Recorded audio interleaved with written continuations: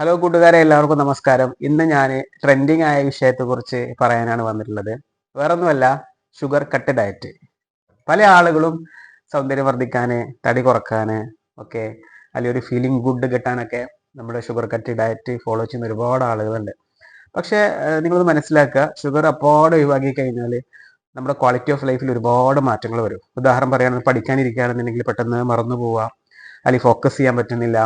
അതുപോലെ ജോലി ചെയ്യുന്ന സമയത്ത് പെട്ടെന്ന് തീരുമാനം എടുക്കാൻ പറ്റുന്നില്ല, വയറിനൊരു സുഖമില്ല, അല്ലെങ്കിൽ തലയ്ക്ക് ചെറിയ പെരുപ്പ് പോലെ തോന്നുക, മസിൽസിന് വീക്ക്നെസ് പോലെ തോന്നുക, ഇങ്ങനെ ഒരുപാട് വിഷയങ്ങൾ ഉണ്ടാവാൻ സാധ്യതയുണ്ട്.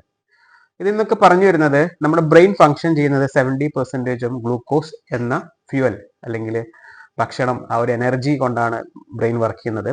അപ്പോൾ നമ്മൾ പൂർണ്ണമായിട്ടും ഷുഗർ കട്ടിലേക്ക് പോയി കഴിഞ്ഞാൽ ഇത്തരം പ്രശ്നങ്ങൾ എന്തായാലും നിങ്ങൾ അനുഭവിക്കും. ഇതിൽ ചെയ്യേണ്ടത്, ഓരോ ആളുകളുടെയും ജോലി സാഹചര്യങ്ങൾ, ഭക്ഷണ രീതികൾ, പ്രായം, ആരോഗ്യസ്ഥിതി, ഇതെല്ലാം കണക്കാക്കിയിട്ടാണ് നമ്മൾ എത്രത്തോളം ഷുഗർ ഒരാൾ കഴിക്കണം, എങ്ങനെയാണ് ഹെൽത്തി ഷുഗേഴ്സ് നമ്മൾ കണ്ടെത്തുക, ഇത്തരം കാര്യങ്ങൾ അടിസ്ഥാനമാക്കിയിട്ടാണ് നമ്മൾ ഷുഗർ കട്ട് ഡയറ്റിലേക്ക് പോകുന്നത്. ഒരു ക്വാളിഫൈഡ് ആയിട്ടുള്ള ന്യൂട്രീഷനിസ്റ്റിൻ്റെയും ഡോക്ടറുടെയും സഹായത്തോടു കൂടി മാത്രം നിങ്ങൾ എന്ത് ചെയ്യുക, ഡയറ്റ് ചെയ്യാൻ ശ്രദ്ധിക്കുക. Thank you.